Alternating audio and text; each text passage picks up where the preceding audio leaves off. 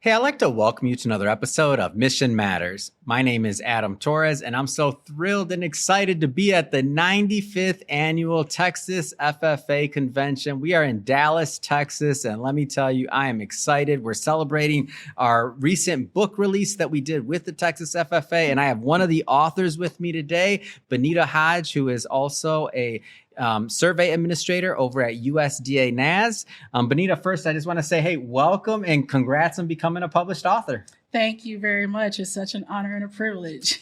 All right, so we got a lot to talk about today. For people that have been watching this series, we're trying to shed light on what's this magic going on at the Texas FFA. Like, why are so many people excited about it in Texas? And like, how do we get that message out there? So lots to cover. And maybe just to get us started here, like, how did you learn about Texas FFA to start out? Like, where did all that begin for you?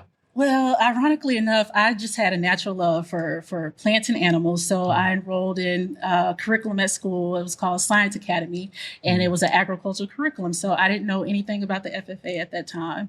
But thank God for my ag teachers who eventually, the ag teachers? I'm told that the ag teachers are like the gateway to all of this. They are the gateway. I don't know if they saw this shy little girl, in class and with potential, and reached out and said I should be a part of this organization. I didn't know what I was getting to at the time, but it really propelled me along the way. So that's where I got my start at. And I thank my ag teachers to this day for just reaching out and engaging me to be a part of the FFA. Yeah. Big shout out to the ag teachers out there that are working so hard. Thank you. Lisa Pieper and Adrian Pilger. I have to give them a shout out. Awesome.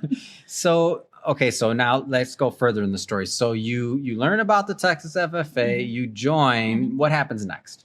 You join and you start at the green hen level. That's their entry level into the chapter. But you don't just join, you actually participate. And so there's so many ways to engage through judging contests. And most people think of agriculture, I need land, I need animals, I need to have property. I didn't have any of those. So, but the FFA didn't limit my opportunities to be engaged with those type of activities. I did do some judging. I also... Did you grow up in the ag kind of household, family? Like how... I did. My dad had a career, still has a career in agriculture in the natural resources side. And he grew up, of course, in ag. And my grandparents are really the foundation. They had not a big plot of land, but some small vegetable gardens. And I just enjoyed going out, being outside, helping them. And the first time, I tell this story all the time, the first time I helped my grandmother plant some tomato plants, and I actually got to see the seed go in the ground, see it come up as a plant. And then when you get that first bite of the fruit, real food. yes, and it nourishes the body. So I was hooked from day one after that. And so I love helping them in their vegetable gardens to see things grow. And I was just hooked from then on. So one of the big things that FFA, at least I know it for, is like cultivating the youth, right? And when we think about skills like leadership, like public speaking, like where did you fall kind of in that whole world? Well, yeah, and that's really, like I said, I didn't have the land or the animals growing up, and so I was able to participate in chapter conducting, learning how to run meetings. It really helped me in my confidence in speaking in front of a group. I didn't do that naturally, but being a part of the FFA, you felt like you were part of a family, a team. So you felt safe to do that in that setting. And it helped me come out of my shell. And there's ample leadership opportunities in leading your own projects, working with other students as a team, judging, chapter conducting, job interview skills you get to. So the FFA doesn't just help with the education piece, but it also helps with personal growth and success in any career path. Yeah. And so a lot of people that haven't been here, I want to give them kind of a little teaser. Like, what's your favorite part of convention? Gone through the system. You were in there. Now you're as an adult coming back still. Like, what keeps you coming back? Yeah, I just love to see the excitement. I was watching a group of chapter down below, downstairs, just admire their excitement coming together, work hard every day on their projects and their teams, and they come to state or even even nationals, and can celebrate their wins and just the camaraderie and the respect they have for each other, getting along and coming together to support and encourage one another. So I love to see the students' excitement, especially when you get to that convention floor and to see the crowds and the sea of blue and gold. I actually brought my sister for the first, this was her first FFA convention, state convention. So I was like, everybody needs to just taste a little bit of this. I had my little couple seconds of shine on the stage last year when I got to say a couple of words, and that was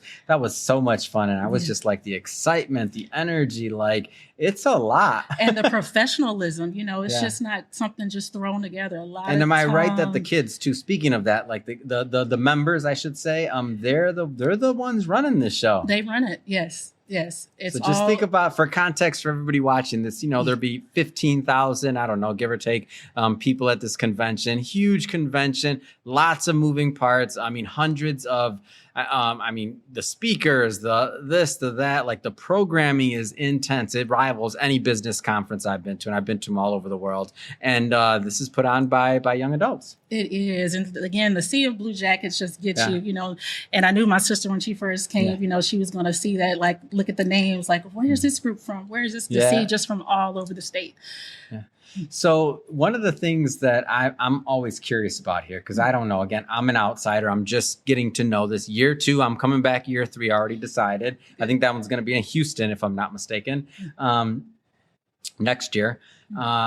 The amount of prep that goes into these presentations and all of these, like for somebody watching this, we're not going to have footage on this, but like for them to show, like, and to be able to demonstrate and do what they're doing, whether it's the debate side of things, and I'm probably using the wrong words, but maybe could you give me a little bit of a flavor of what that was like? Yeah, it takes a lot of time and effort on the students to not just work. And that's what I love about the FFA. It's education beyond the classroom. So it's a lot of hours outside of the classroom, working on projects diligently, spending time, going over your speeches, working with your animals, getting up in the wee hours of the morning and feed, so it takes a lot of time and care. And I think that's why the students are so passionate about, when they get to this level and want to go on to nationals, that it's more than just a task, it's an impact, and they put their heart and soul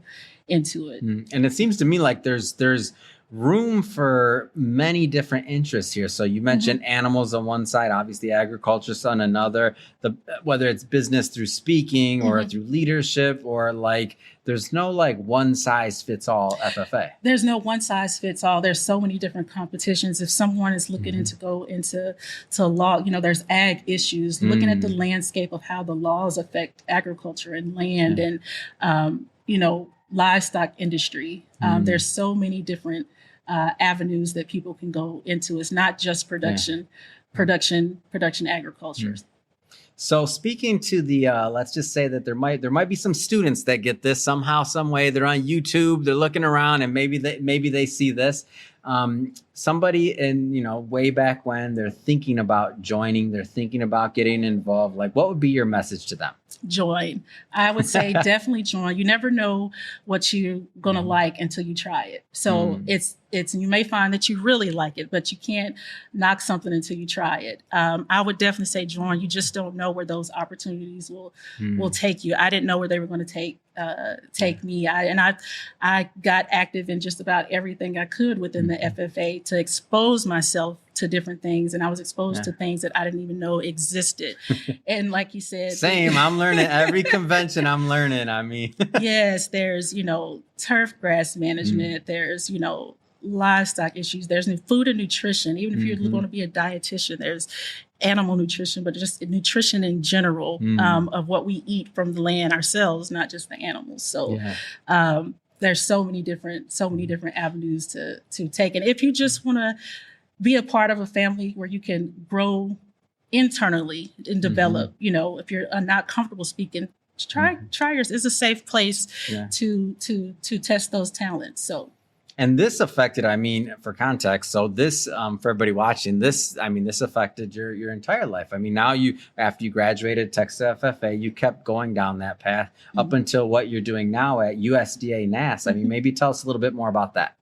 Yes, my whole career has been around agriculture. And again, I love the physical side of it, but as now I'm an agriculture statistician, survey administrator, and I'm looking more at the numbers, you know, and within our agency, you know, a lot of decisions are made regardless if we have information. So we're passionate about getting information so better decisions can be made. Yeah. And that's what we do with looking at what we produce here in the U.S. So this, good decisions can be made based off of accurate numbers. Can you give me just a little glimpse of what that looks like? Because I know you go through this a little bit in the book, by the way, everybody pick up a copy, but like in terms of like the kind of numbers and what you're forecasting or what you're looking at. Yeah, so just in general, if you all haven't, or if you do have land now, you probably have received the Census of Agriculture. So we just wrapped that up for the 2022 production year. And so it is a complete census of all the farms in the U.S. So what sounds like it sounds like a small project.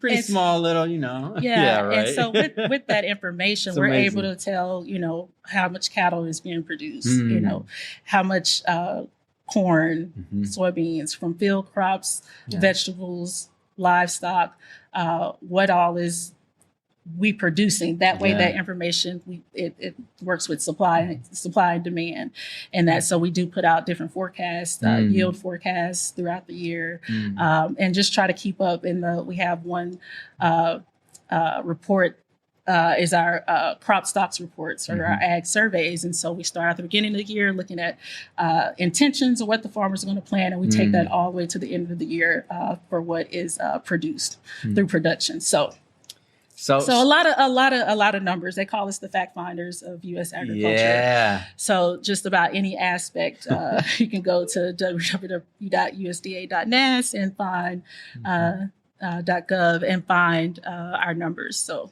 that's awesome. So let's talk a little bit about the book. Yes, that's what I'm excited about. So there we go. There we go. Come on.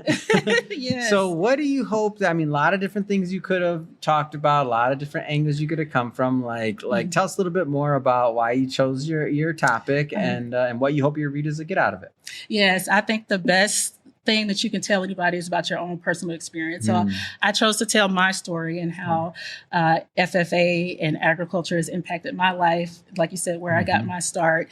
That was the best thing I can offer the students is my experience. So I told a little bit about my story and my FFA career in high school, and also giving just some tips on leadership and just looking at the book from start to from cover to cover is just amazing. There's so many nuggets in there, and just some of the congruency across the groups. And if I had this book at this level, there's no telling where I would be. So it's got a lot of good nuggets in there to put you on your way. You'd be far well advanced with knowledge from reading this book. Oh, as a youth, yes. Well, we're absolutely thrilled to have you in the book, and it's really an honor to publish your work and to get it out to all of our readers. We want you to definitely go pick up a copy. Like, you will not be disappointed. Texas Leaders Volume 1.